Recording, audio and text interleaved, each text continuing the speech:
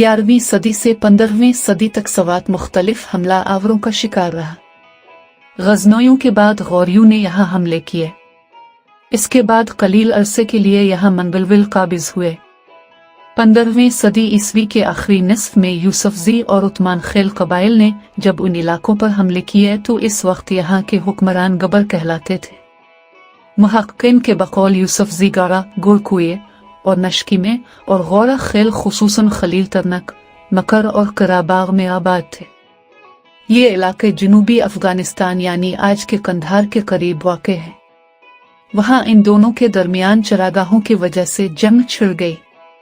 मुहक्किन के बकौल गौरा खेल ने खाखा खशी को शिकस्त दी और इलाके से बाहर निकाल फेंका। चुनांचे खाखा खशी कबाइल जिनमें यूसुफजी, तरकलानी और गिग्यानी वगैरह कबाइल शामिल हैं ने निशेब की तरफ वादी कबल का रुख किया।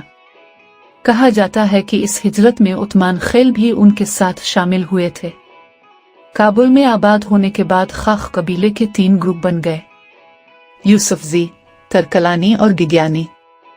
वक्त गुजरने के साथ साथ उनकी ताकत में इजाफा हुआ, यहाँ तक कि उन्होंने खुले आम मुगल हुक्मरान अलग बेग से बगावत की।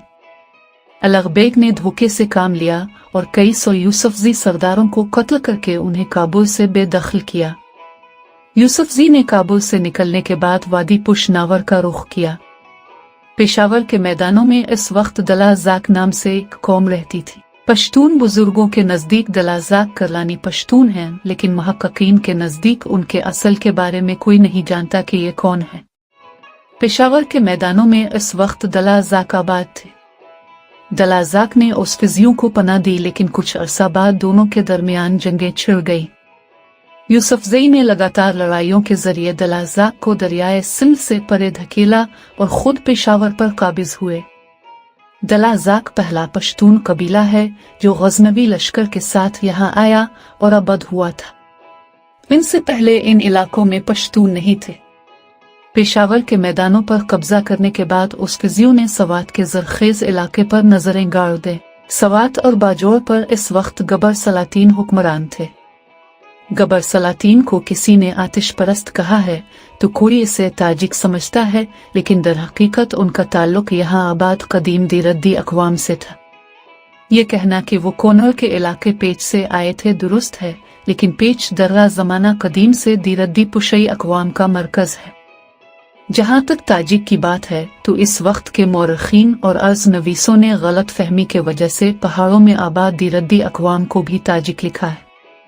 मेजर रावटी ने सवात के गबर सलातीन बशमूल तोरवाली और गावरी को ताजिक लिखा है और कहा है कि बालाई सवात उदेर में आबाद तोरवाली और गावरी गबर सलातीन के हम नस्ल है। अपनी किताब notes on Afghanistan and Balochistan में एक जगह गबर, तोरवाली और गारियों पर बहस करते हुए लिखते हैं, ये कबाइल वाकई तौर पर 3 ताजिक कबाइल का हिस्सा हैं, जिनको गबर, मतरावी या मोमीली कहा जाता है।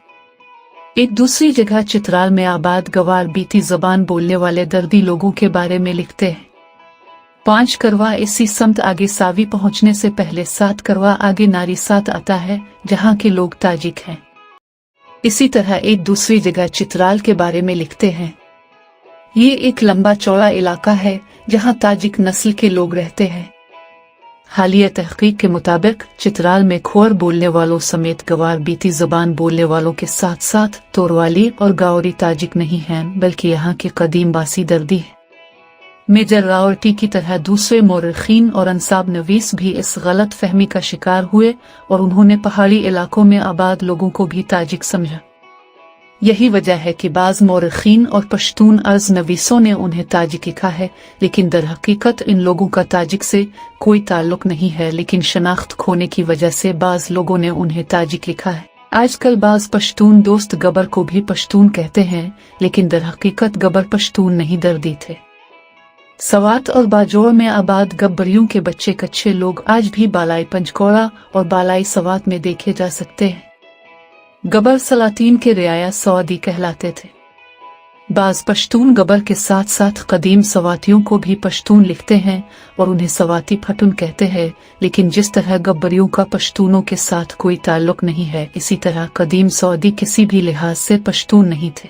पश्तून यहाँ पहली बार गजनवी लश्कर के साथ आए और उनमें से भी ज्यादातर वापस चले गए, और उसका सबसे बड़ा सबूत गजनवी मस्जिद है, क्योंकि मुसलमानों के जाने के बाद मकामी लोगों ने अपने कदीम मज़ाहिब पर दोबारा अमल शुरू किया था और पश्तून इस वक्त मुसलमान थे।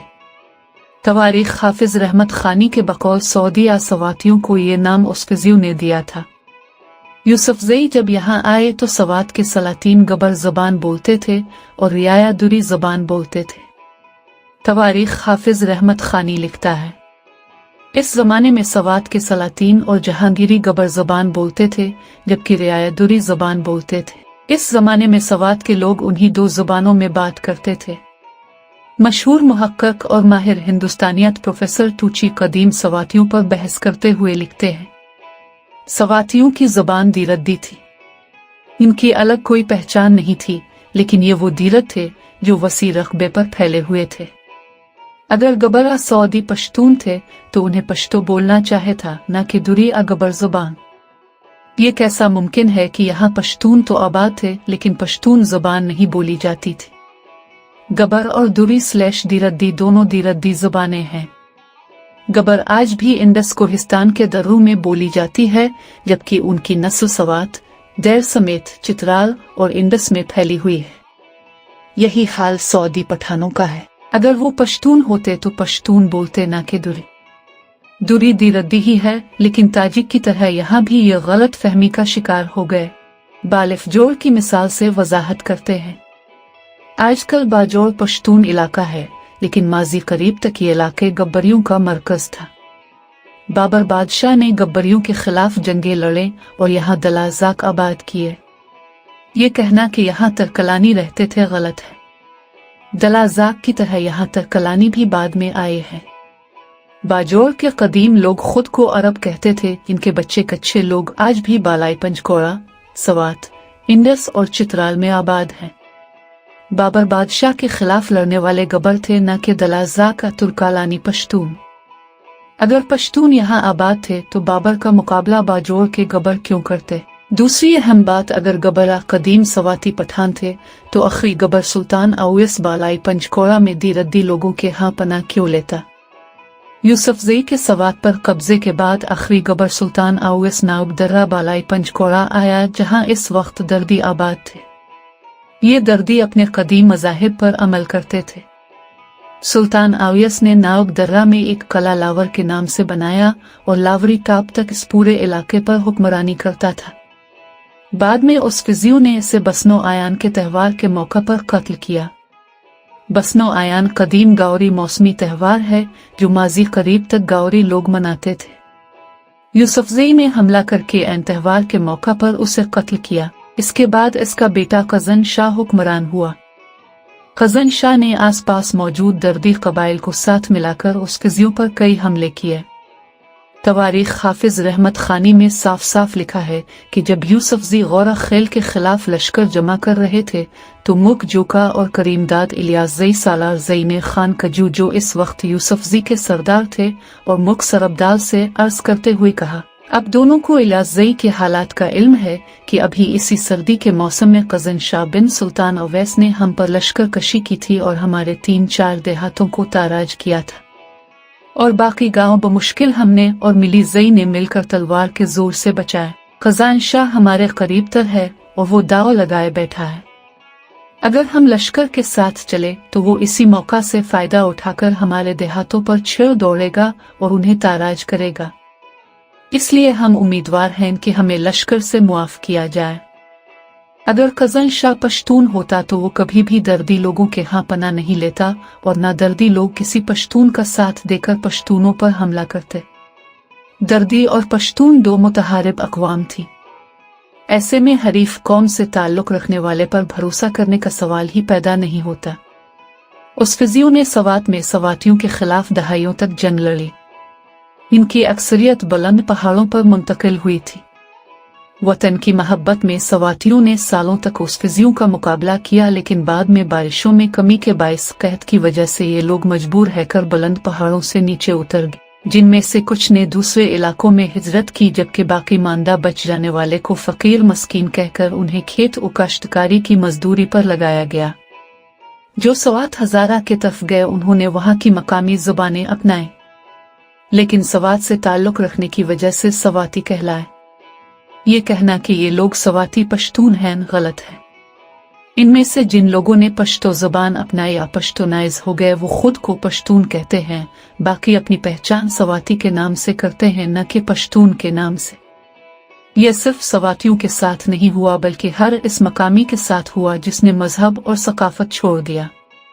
यूसुफजई जिस वक्त सवात आए तो यहाँ की अक्सरियत कदीम मजहब पर अमल पैरा थी। इल्म बशरियात के रूह से मजहब इन अकायद व अमाल पर मुश्तमिल होता है जो इंसानों का रूहानी हस्तियों और क़ुव्वतों से रिश्ता कायम करके इंसानी जिंदगी को मुनज़्ज़म बनाते हैं।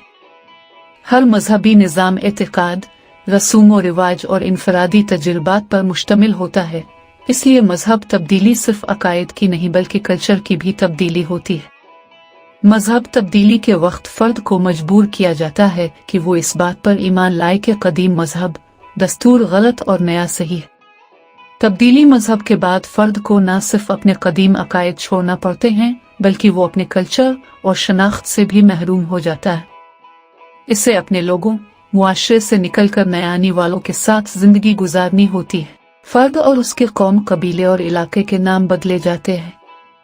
रहन सहन और अक़दार में तब्दीलियां आ जाती हैं। हराम और हलाल और पाक व नापाक के नए तस्वीरात राइज हो जाते हैं।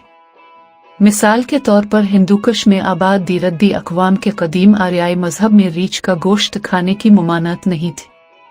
मकामी अक़वाम दूसरे जंगली जानवरों की तरह जंगली रीछों का भी शिकार करते थे। इस्लाम में चूंकि रीछ हराम है इसलिए कबूल इस्लाम के साथ ही रीछ का गोश्त खाने पर पाबंदी लगी। ये एक किस्म का पैमाना होता था कि अगर आपने रीछ खाया तो आप मुसलमान नहीं नीमचा। वो लोग जो इस्लाम कबूल करने के बाद भी अपने कदीम रसूम और रिवाज पर अमल करते थे उन्हें नीमचा यानी आधे मुसलमान कहते थे। आज भी इस किस्म के इम्तिहानात होते रहते हैं। इसी तरह जब कोई हिंदू मुसलमान हो जाए तो उसे गाय का गोश्त खिलाते हैं। इसी तरह चित्राल में आबाद कदीम दर्दी मजहब पर अमल करने वाले कलिश कौम में से अगर कोई मुसलमान हो जाए तो उसे मुर्गी का गोश्त खिलाया जाता है क्योंकि कलाशा दस्तूर में मुर्गी और अंडा खाना मना है। इस किस्म के तजुर्बात का मतलब मकामी लोगों में कदीम मज़ाहिब से नफरत और नए मज़ाहिब की मोहब्बत पैदा करना होता है। यही कुछ यहाँ सवात देर बाजोर में भी हुआ।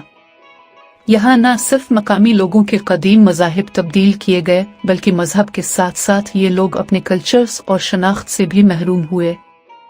बाला सवात व पंचकोड़ा में आबाद मकामी अक़वाम तोरवाली, गावरी क़ब्ल अज़ इस्लाम सियापोश व सफ़ेद पोश काफिर कहलाते थे।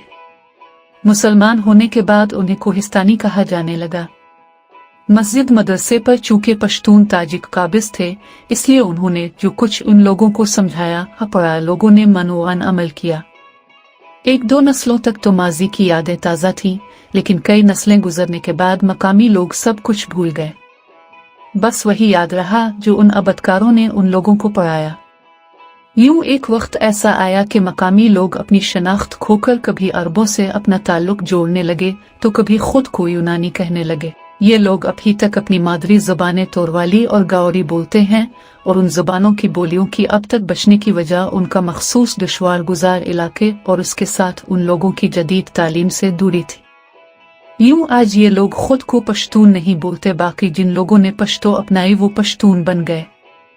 बालाई पंचकोड़ा में आबाद गावरी कबाइल उसकी सबसे बड़ी मिसाल है।